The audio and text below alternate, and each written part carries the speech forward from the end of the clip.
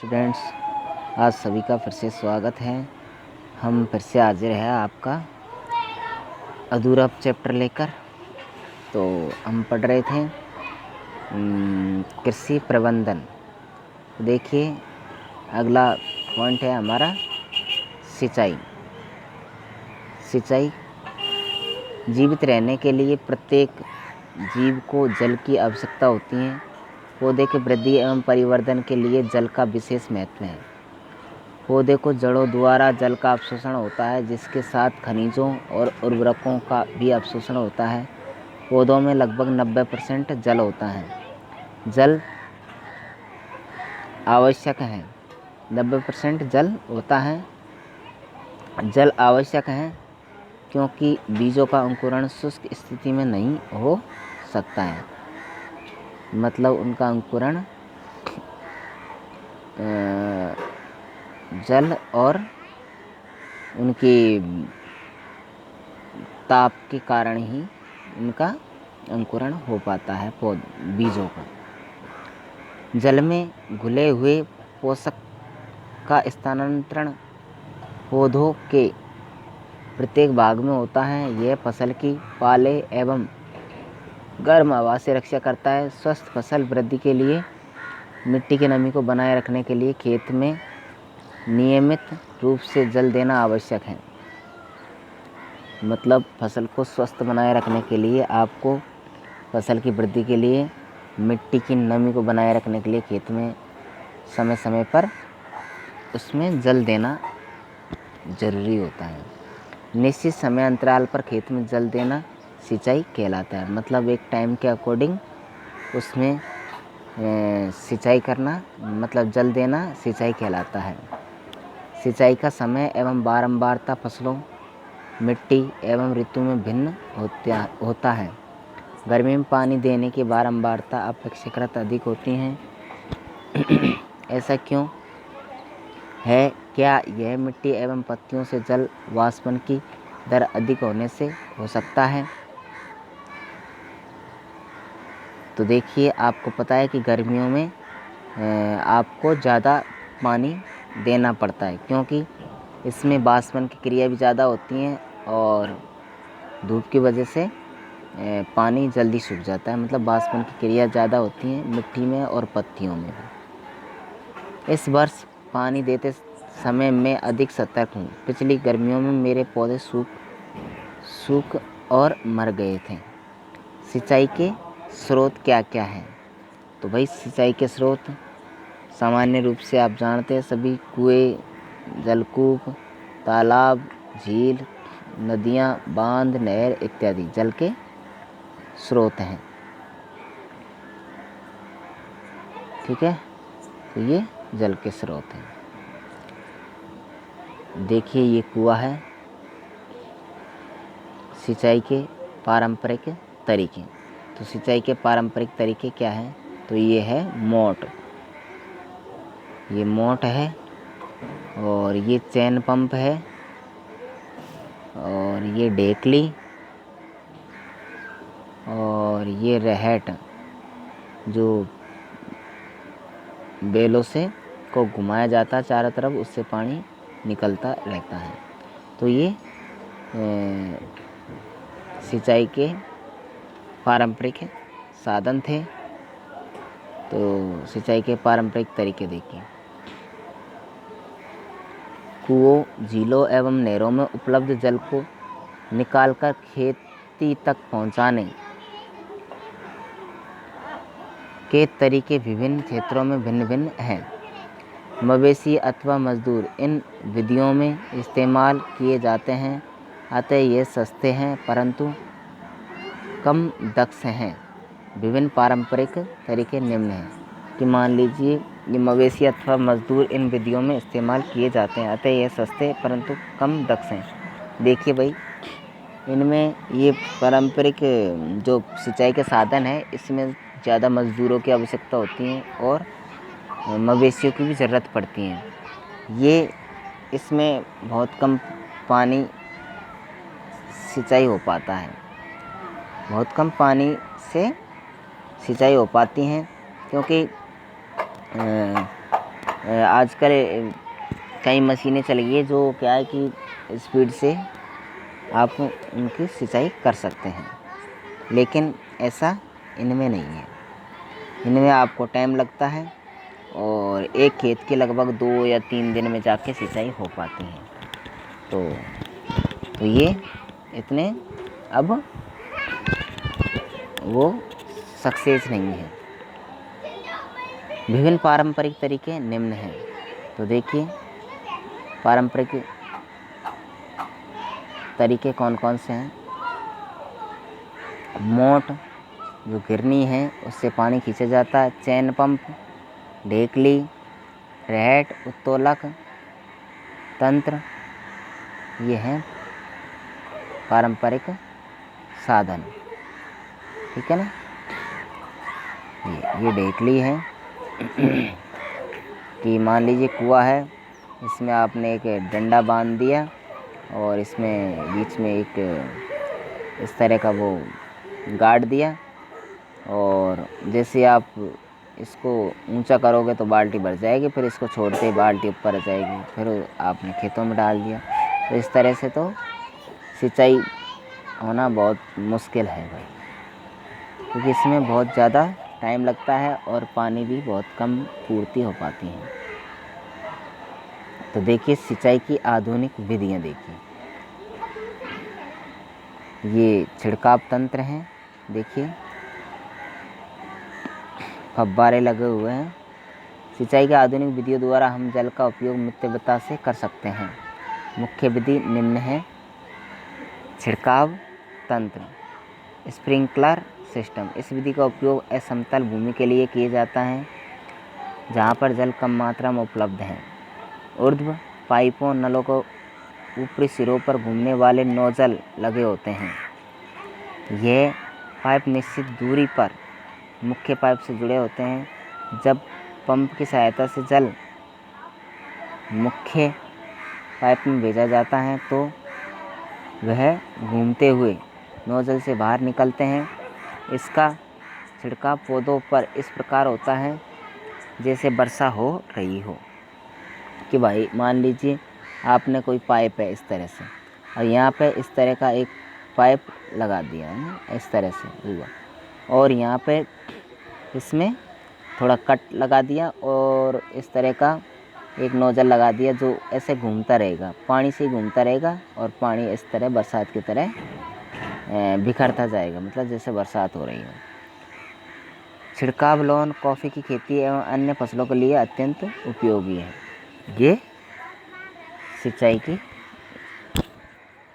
मतलब ये फव्वारों की सिंचाई। अब आते हैं ड्रिप तंत्र। इस विधि में जल बूंद बूंद करके सीधे पौधों की जड़ों में गिरता है, जैसे ये दिखाया गया आपको। तो ये पानी निकल रहा है मोटर के माध्यम से और इनकी जड़ों में जा रहा है डायरेक्ट पानी। ठीक है, इसे ड्रिप तंत्र कहते हैं। फलदार पौधों, बगीचों एवं वृक्षों को पानी देने का यह सर्वोत्तम तरीका है। इससे पौधों को बूंद बूंद करके जल प्राप्त होता है। इस विधि में जल बिल्कुल व्यर्थ नहीं होता है, अतः यह जल की कमी वाले क्षेत्रों के लिए एक वरदान है। तो जहाँ जल की कमी है वहाँ डायरेक्ट जड़ों में जा रहा है पानी, तो उनके लिए एक तरह से वरदान साबित होता है। अब आता है खरपतवार से सुरक्षा। गूंजो और पहेली निकट के गेहूं के खेत में गए और उन्होंने देखा कि खेत में फसल के साथ कुछ अन्य पौधे भी उग रहे हैं। क्या ये अन्य पौधे विशेष उद्देश्य के लिए उगाए गए हैं? खेत में कई अन्य अवांछित पौधे प्राकृतिक रूप से फसल के साथ उग जाते हैं। इन अवांछित पौधों को खरपतवार कहते हैं। आप सभी जानते हैं कि जो आप खेती करते हैं तो जो आप जिन पौधों को उगाते हैं उनके साथ साथ अनावश्यक रूप से जो पौधे उगाते हैं उनको कहते हैं खरपतवार। तो देखिए इन खरपतवार को हटाने को क्या कहते हैं? निराई। खरपतवार को हटाने को क्या कहते हैं? निराई। जैसे आप खेतों में नींदते हैं वही है ये निराई। निराई आवश्यक है क्योंकि खरपतवार जल, पोषक जगह और प्रकाश की स्पर्धा कर फसल की वृद्धि पर प्रभाव डालते हैं। कुछ खरपतवार कटाई में भी बाधा डालते हैं तथा मनुष्य एवं पशुओं के लिए विषैले हो सकते हैं। तो देखिए भाई, खरपतवार से आपको नुकसान है कि ये जैसे आप पानी पिलाओगे फसल को तो खरपतवार उसको सोख लेगा। पोषक पदार्थ होगा ज़मीन में, उसको भी खरपतवार सोख लेगा तो फसल को कम मात्रा में मिल पाएगा। और जहाँ पर ये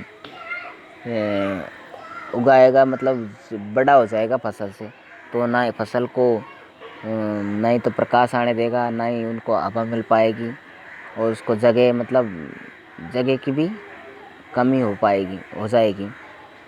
तो इसी वजह से फसल आपकी कमज़ोर रह जाएगी। तो कुछ खरपतवार तो आप जिस फसल काटते हैं तो उसमें भी बाधा डालते हैं। कभी कभार तो आप फसल के साथ उन खरपतवार को काट लेते हैं, जिससे फसलों के साथ अनावश्यक रूप से उनके बीज आ जाते हैं। तो उनको फिर आप जैसे उनको खाद्य फसलों को आप खाने के रूप में काम लेते हैं तो उनको पहले आप साफ करना पड़ता है। इसी वजह से आपको दिक्कत आती है। खरपतवार को हटाने एवं उनकी वृद्धि को नियंत्रित करने के लिए किसान विभिन्न तरीके अपनाता है। फसल उगाने से पहले खेत जोतने से खरपतवार उखाड़ने एवं हटाने में सहायता मिलती है। इससे खरपतवार पौधे सूख कर मर जाते हैं और मिट्टी में मिल जाते हैं। खरपतवार हटाने का सर्वोत्तम समय उनमें पुष्पण एवं बीज बनने से पहले का होता है। खरपतवार पौधों को हाथ से जड़ सहित उखाड़कर अथवा भूमि के निकट से काटकर समय समय पर हटा दिया जाता है। यह कार्य खुरपी या एरो की सहायता से किया जाता है। तो आप सभी जानते हैं कि फसलों के जड़ें होती हैं, उनके साइड में से उन खरपतवार को आप उखाड़ फेंक देते हो या फिर खुरपी और कुछ एरा ऐसा यंत्र होता है, उनके माध्यम से उनको हटा दिया जाता है। रसायनों के उपयोग से भी खरपतवार नियंत्रण किया जाता है, जिन्हें खरपतवारनाशी कहते हैं। आप सभी जानते हैं कि खरपतवार को हटाने के लिए आप विभिन्न प्रकार के स्प्रे छिड़काव करते हैं, उससे भी खरपतवार नष्ट हो जाते हैं। जैसे उड़द हुआ, सोयाबीन, इनकी आप स्प्रे करते हैं जिससे उनके जो अनावश्यक खरपतवार हैं वो मर जाते हैं। जैसे कौन कौन से 2,4-D ये खरपतवारनाशी हैं। खेतों में इनका छिड़काव किया जाता है जिससे खरपतवार पौधे मर जाते हैं, परंतु फसल को कोई हानि नहीं होती है। खरपतवारनाशी को जल में आवश्यकतानुसार मिलाकर स्प्रेयर यानी फुहारा की सहायता से खेत में छिड़काव करते हैं। तो देखिए, ये स्प्रे कर रहा है खरपतवार को हटाने के लिए, आप देख सकते हैं ये, ठीक है ना। तो इससे खरपतवार हैं ये थोड़े थोड़े नष्ट होते जा रहे हैं, केवल आपको हरी हरी फसल ही नज़र आ रही है, ठीक है ना। इस तरह से क्या खरपतवारनाशी का प्रभाव इसको छिड़कने वाले व्यक्ति पर भी पड़ता है? जैसा पहला बताया गया है कि खरपतवार की वृद्धि के समय तथा पुष्पण एवं बीज बनने से पहले ही खरपतवारनाशी का छिड़काव करते हैं। खरपतवारनाशी के छिड़काव से किसान के स्वास्थ्य पर भी प्रभाव पड़ सकता है, अतः इन्हें इन रसायनों का प्रयोग सावधानीपूर्वक करना चाहिए। छिड़काव करते समय इन्हें अपना मुंह एवं नाक कपड़े से ढक लेनी चाहिए। तो भाई, खरपतवार की स्प्रे या छिड़काव करने से पहले आपको मास्क लगाना चाहिए, जिससे कि ये हवा के माध्यम से उनकी बूंदें आपके अंदर ना जा सकें। इससे कभी कभार आदमी की मृत्यु भी हो जाती है। इसके सांस के माध्यम से भी, या फिर कुछ मान लीजिए बिना हाथ धोए आपने पानी पी लिया तो उससे भी आपको दिक्कत आ सकती है। अब आता है कटाई। फसल की कटाई एक महत्वपूर्ण कार्य है। फसल पक जाने के बाद उसे काटना कटाई कहलाता है। कटाई के दौरान या तो पौधों को खींचकर उखाड़ लेते हैं अथवा उसे धरातल के पास से काट लेते हैं। एक अनाज फसल को पकाने में लगभग 3 से 4 महीने का समय लगता है। हमारे देश में दरांती की सहायता से हाथ द्वारा कटाई की जाती है अथवा एक मशीन का उपयोग किया जाता है जिसे हार्वेस्टर कहते हैं। जैसे आप धान की फसल को काटते हैं ना, तो वो हार्वेस्टर। काटी गई फसल से बीजों दानों को भूसे से अलग करना होता है, इसे थ्रेसिंग कहते हैं। ये कार्य कंबाइन मशीन द्वारा किया जाता है, जो वास्तव में हार्वेस्टर और थ्रेसर का संयुक्त रूप है। कौन? कंबाइन। छोटे खेत वाले किसान अनाज के दानों को फटक कर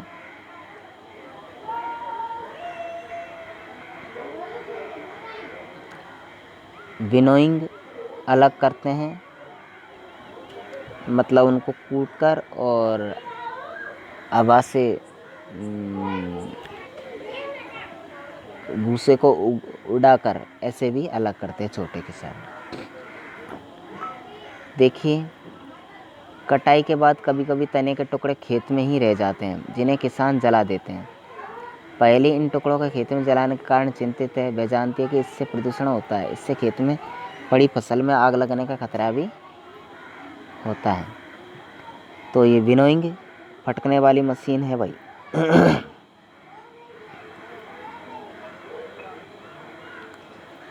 कटाई पर्व। 3-4 महीने के कठोर परिश्रम के बाद कटाई का समय आता है। स्वर्णिम दानों से भरी खड़ी फसल किसानों का हृदय में उल्लास एवं अच्छे समय का भाव संचारित करती हैं। यह समय थोड़ा आराम करने एवं खुशी मनाने का है, क्योंकि पिछली ऋतु के प्रयत्न का फल मिलता है। इसलिए भारत के सभी भागों में कटाई का समय हर्षोल्लास एवं खुशी का होता है। पुरुष एवं महिलाएं सभी मिलकर इस पर्व को मनाते हैं। कटाई ऋतु के साथ कुछ विशेष पर्व जैसे पोंगल, बैसाखी, होली, दीपावली, नवान्या एवं बिहू जुड़े हुए हैं। मतलब जैसे आप फसल बोते हैं, उसके बाद जो काटते हैं, उसके बाद जब बेचते हैं, तब कुछ न कुछ त्योहार आ जाते हैं आपकी फसल को गेले लगाने के लिए। मतलब उससे जो पैसे आते हैं, उससे आप उनको त्योहारों पर खर्च कर देते हैं। तो इसी वजह से ये त्योहार आते हैं शायद। भंडारण। उत्पाद का भंडारण एक महत्वपूर्ण कार्य है। यदि फसल के दानों को अधिक समय तक रखना हो तो उन्हें नमी, कीट, चूहे एवं सूक्ष्म जीवों से सुरक्षित रखना होगा। ताज़ा फसल में नमी की मात्रा अधिक होती है। यदि फसल के दानों, बीजों को सुखाए बिना भंडारित किया गया तो उनके खराब होने अथवा जीवों द्वारा आक्रमण से वे अंकुरण के लिए अनुपयोगी हो जाते हैं। अतः भंडारण से पहले दानों, बीजों को धूप में सुखाना आवश्यक है, जिससे उनकी नमी में कमी आ जाए। इससे उनकी कीट, पीड़कों, जीवाणु एवं कवकों से सुरक्षा की हो जाती हैं। किसान अपनी फसल उत्पादन का भंडारण जूट के बोरों, धातु के बड़े पात्र, विंग्स में करते हैं, परंतु बीजों का बड़े पैमाने पर भंडारण साइलो और भंडार गृहों में किया जाता है, जिससे इनको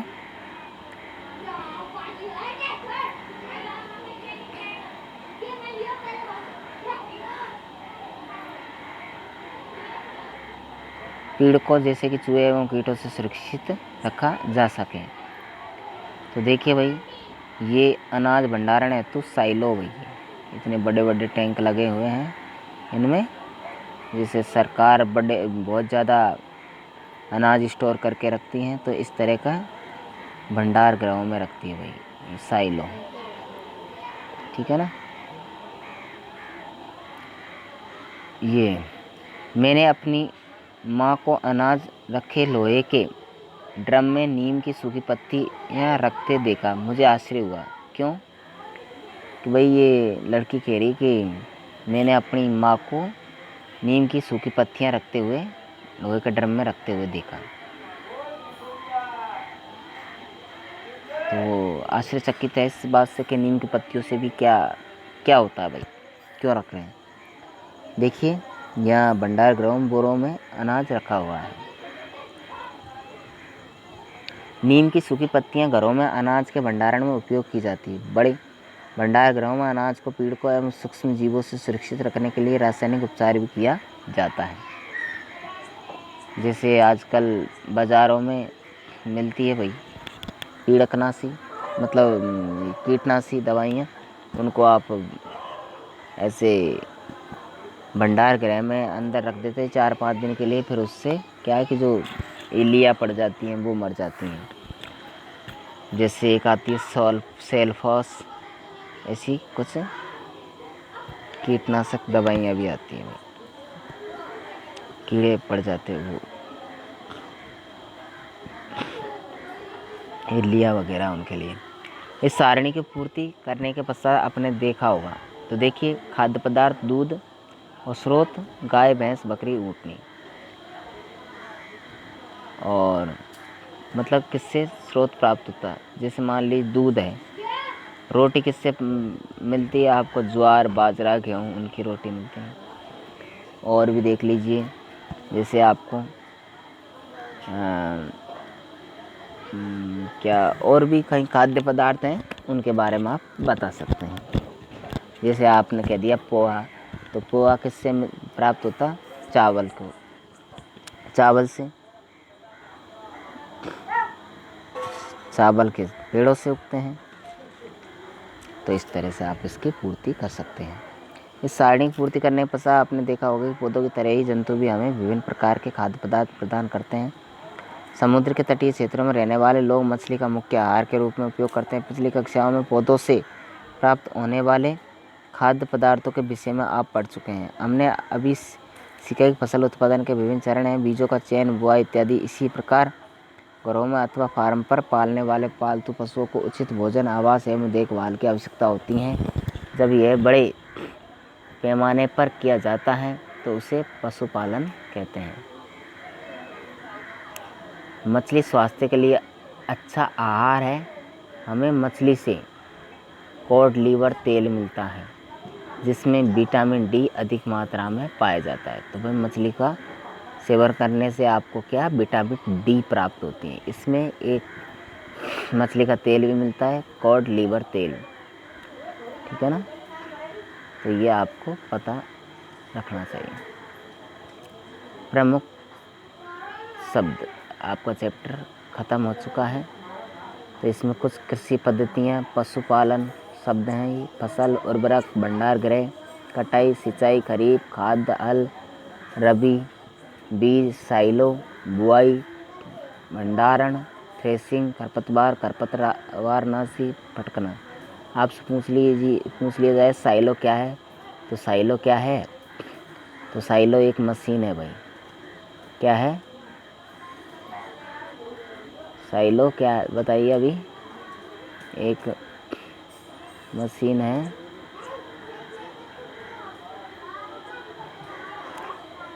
कंबाइन है ये, सॉरी साइलो मशीन नहीं, साइलो क्या है, भंडारण गृह, मतलब भंडारण के लिए जो बना रखा है ये भंडार गृह, वो है साइलो। अनाज भंडारण का जो ये बना रखा है वो है साइलो, ठीक है। तो साइलो के ये शब्द है, ये आपको ध्यान में रखना है।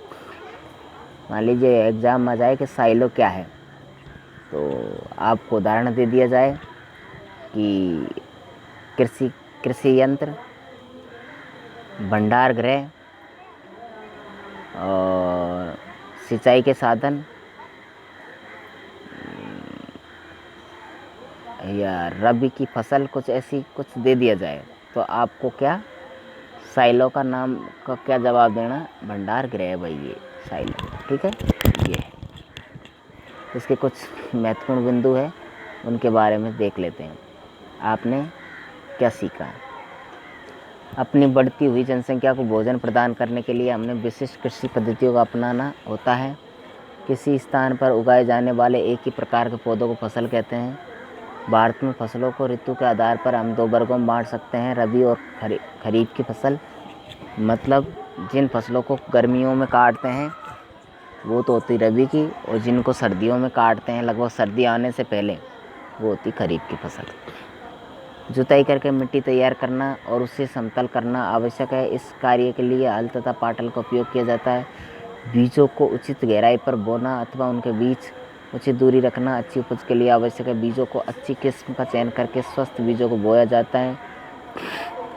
सीड ड्रिल की सहायता से बुआई की जाती है। मिट्टी में पोषकों की समृद्धि और पुनः पूर्ति की आवश्यकता होती है, जिसे कार्बनिक खाद तथा उर्वरक के उपयोग से किया जाता है। फसलों की नई किस्मों के आने से रासायनिक उर्वरकों के उपयोग में बहुत वृद्धि हुई है।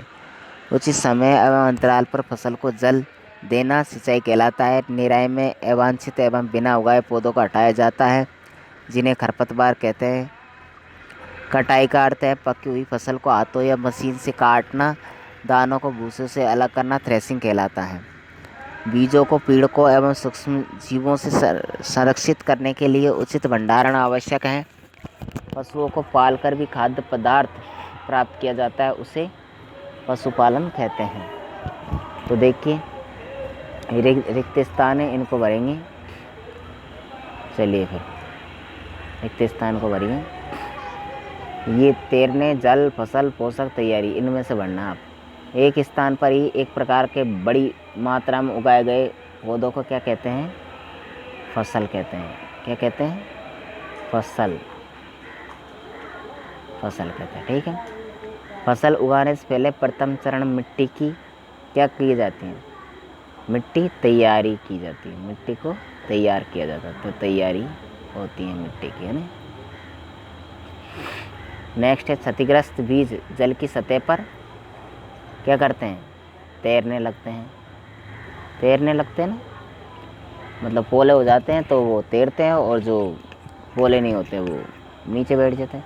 फसल उगाने के लिए पर्याप्त सूर्य का प्रकाश है। मिट्टी से देखो, मिट्टी से जल तथा पोषक आवश्यक है।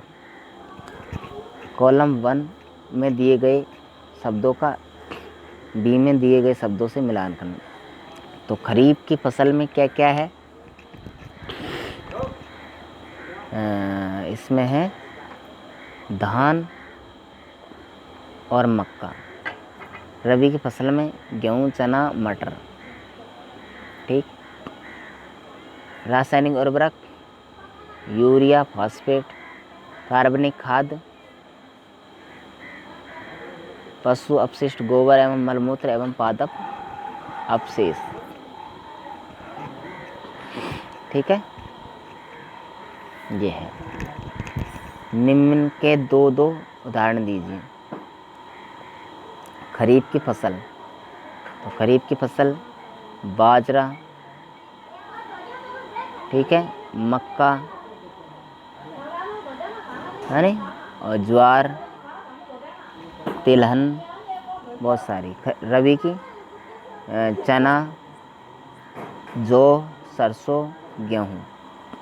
निम्न पर अपने शब्दों में एक पैराग्राफ लिखिए। मिट्टी तैयार करना, बुआई, निराई, थ्रेसिंग, ये आपके क्वेश्चन आंसर है, तो इसलिए आप इनको विस्तार से करेंगे। ठीक है। तो आपका ये चैप्टर पूरा होता है। नमस्कार।